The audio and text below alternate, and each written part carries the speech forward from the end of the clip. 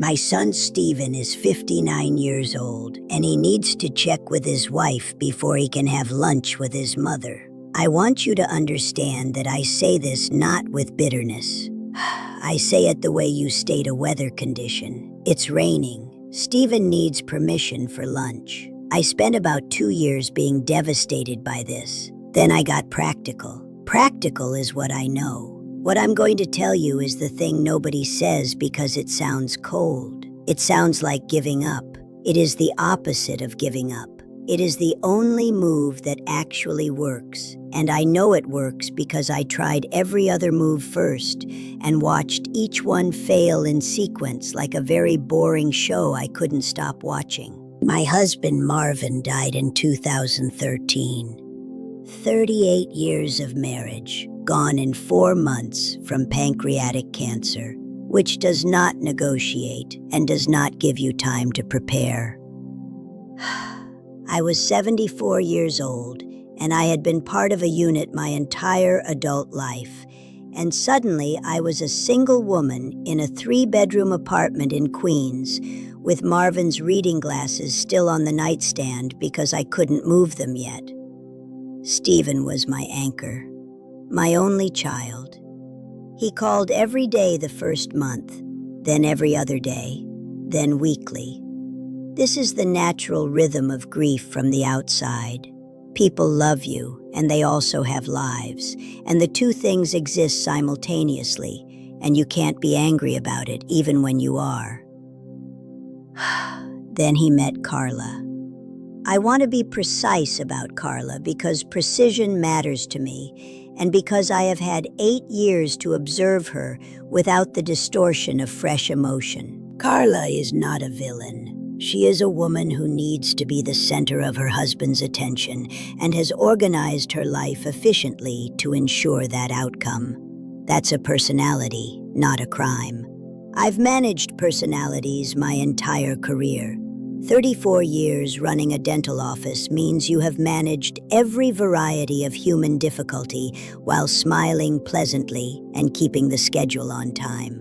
What I had not managed before was watching my son disappear into someone else's requirements and call it love.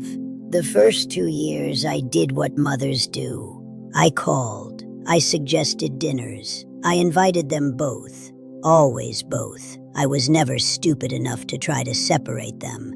And Carla would be pleasant at the table, and then 2 days later, Steven would call to explain that something I'd said had been hurtful, and I would spend the next week reconstructing the dinner in my mind, trying to locate the hurtful thing, and I never could find it. I once said her chicken was good. I was told that felt dismissive of her effort. I bought them a gift card for their anniversary. I was told it felt impersonal. I called Steven on a Tuesday afternoon. I was told I should schedule calls in advance. I want to be clear that these messages always came from Steven. Carla never said any of this to me directly. In 8 years, she has never said anything difficult to me directly.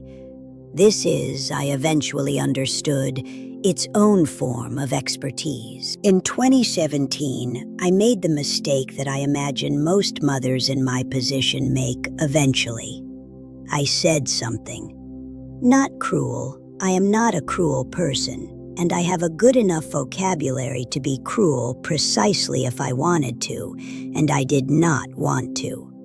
I said, carefully, to Steven, that I felt the communication between us had become one-directional, and I missed him.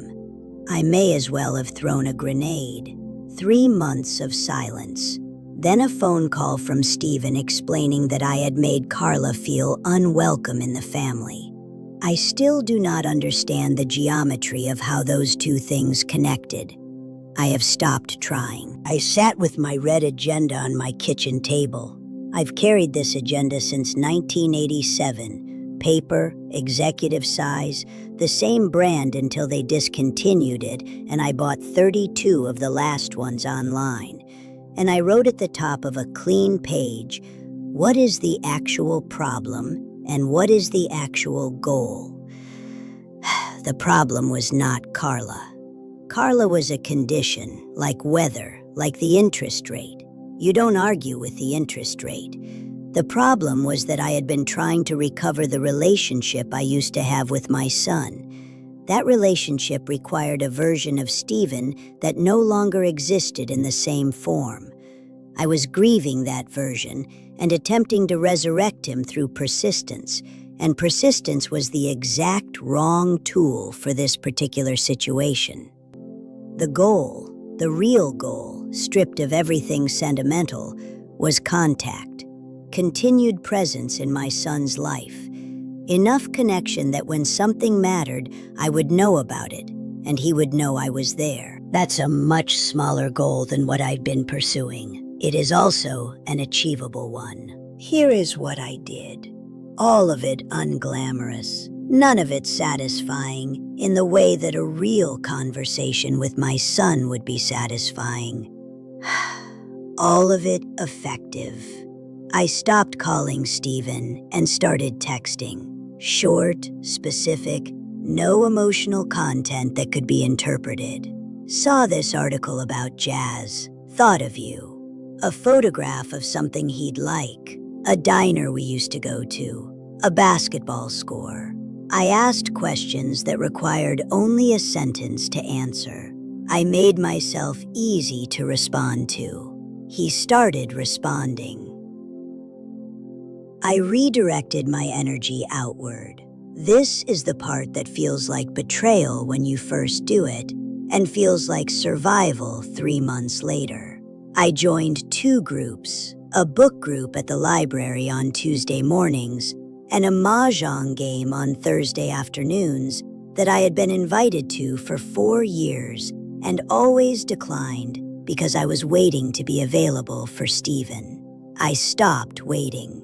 I called his children directly, my grandchildren, 12 and 15 at the time.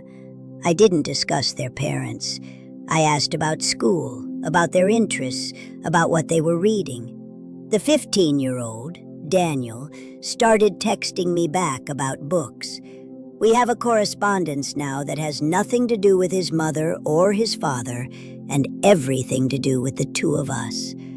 That thread to Daniel is the most honest relationship I have with that household.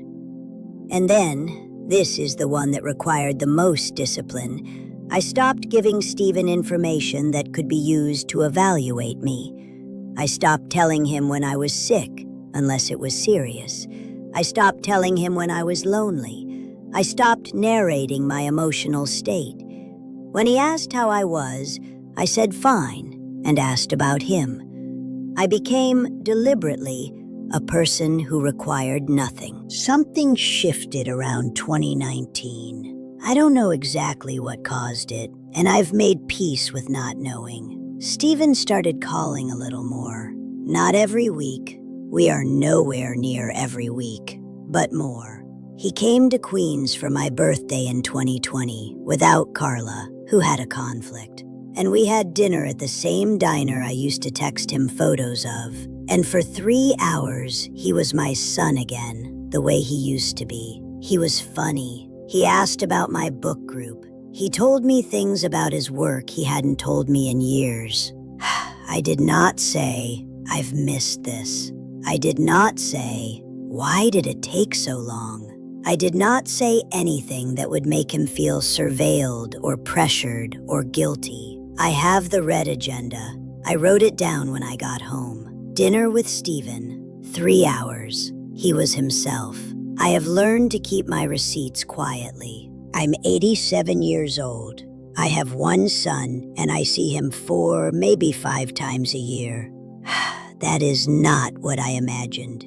I imagined Sunday dinners. I imagined being the grandmother who was called first. What I have instead, a text thread with my son about nothing in particular that has stayed alive for 4 years. A correspondence with my grandson Daniel about books that he initiates as often as I do. The Tuesday book group, where a woman named Patricia has become someone I would call a real friend. The Thursday mahjong, where I am ruthless and everyone knows it.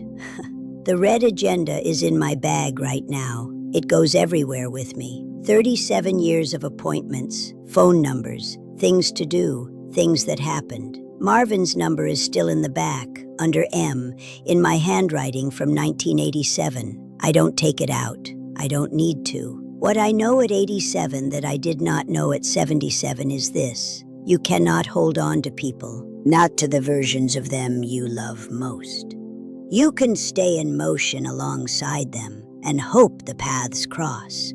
Sometimes they do. Sometimes they don't. Either way, you keep moving. Stopping never once brought anyone closer.